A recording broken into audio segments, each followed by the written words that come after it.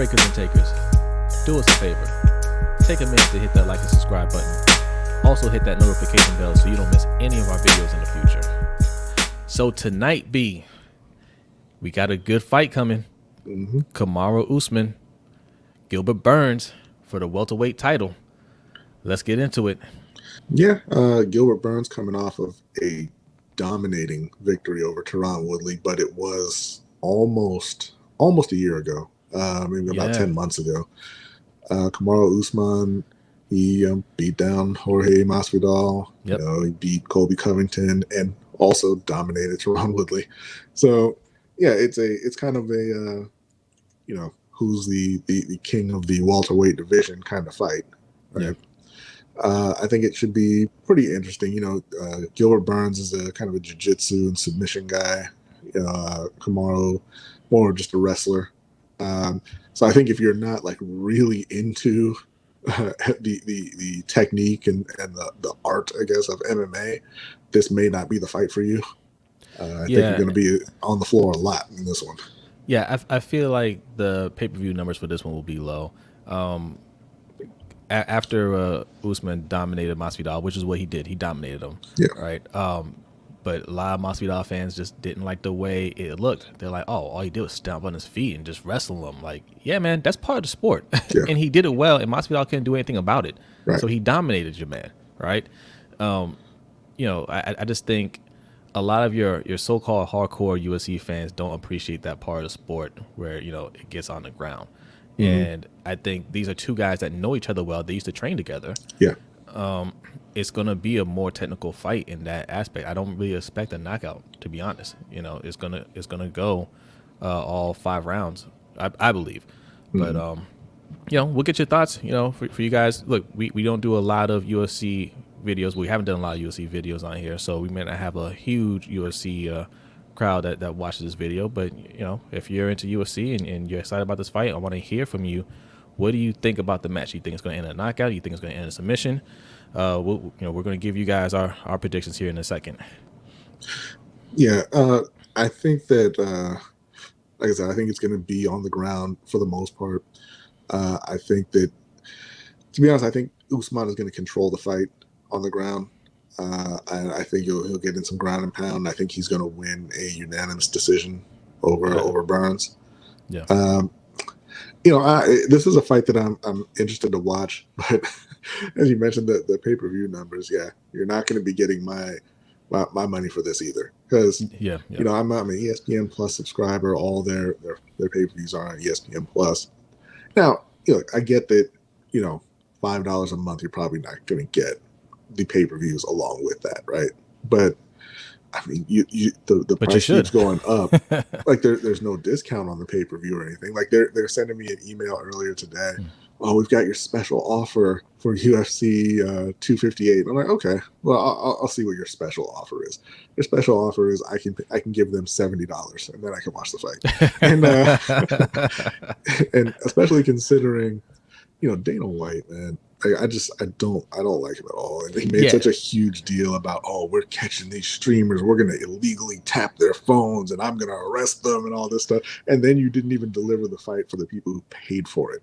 Yeah. Okay. So if you guys are new to this channel, first of all, make sure you definitely hit that subscribe button, because we're going to be doing more UFC stuff coming up. But if you know us, you listen to our podcast, we are not Dana White fans at all. Yeah. Dana, yes, you got to give him credit for growing the sport to what it is now, and it's huge. It's a lot bigger than it used to be, but I think he's capped out as far as what he can do for UFC. He's not a good promoter at all. He's a fanboy. He's a fanboy. If he likes you, he'll hype you up and he'll do whatever he can to make you a star. If he doesn't like you, he goes the opposite direction. He tells his fans, "Don't watch this guy. He's boring." Yeah. You don't do that for any fighter. That's insane. Yeah. And I think he looks at Usman. I don't think he's really said a whole lot about Usman, but he hasn't really hyped him up either. Right. Masvidal, he thought, Dana thought was going to be the next golden ticket for him, right? Because he had a little following. He was blowing up. He had that. He had that swag about him. And Usman is a fairly quiet person. Yeah. But he went in there and worked your boy. He worked him. And, Masvidal don't want that fight again, No. and I don't think Dana White wants that fight again either, but Usman's a champion. So you got to promote your champion. Champions get the pay-per-views. You put out these pay-per-views. You want to get views, hype them up. Yeah. I mean, I didn't even realize this fight was going on until like Wednesday. You know what I mean? And I like both guys. I like Gilbert Burns too. I think he's a really good fighter. But like they do a terrible job of letting people know when a fight's coming up. And this is a fight that was supposed to happen when Usman and Masvidal was supposed to fight. Gilbert Burns got COVID at the last second. So, and that was supposed to be big, right? That was a Fight Island fight, the first Fight Island fight. Try to recapture that. Build this up. These are two excellent fighters. They're at the top of the welterweight, in my opinion. Yeah. And this really is kind of the fight in the welterweight division, and in large part because UFC. The one thing you could look at it as a positive or a negative. I mean, I think it's a little bit of both. But the top guys fight everybody. All the top guys fight each other. Yeah. I think they need to find more of a happy medium between what they do right now and what boxing does, where you need to get some more guys in there who are kind of just fodder, right? Like you want to have a few more guys to that Usman can go in there and just look really good against. Yeah.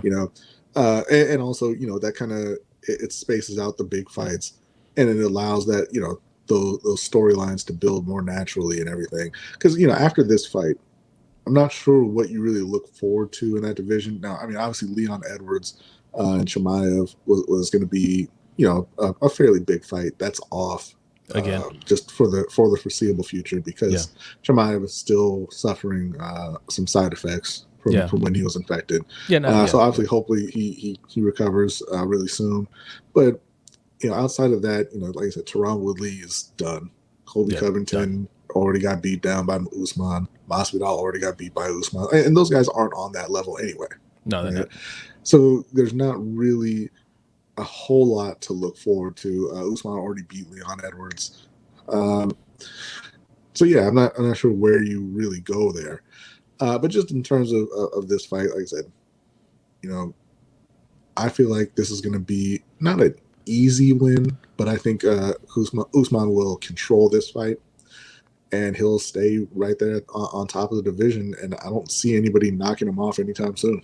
Well, we're going to save that because we're going to do a reaction video, and we'll talk about future opponents for whoever wins, right? Because I'm not saying Gilbert has no chance. He's a very good fighter. Yeah. But we're both going to pick Usman, and I think in a similar way, I'm picking decision too, unanimous decision.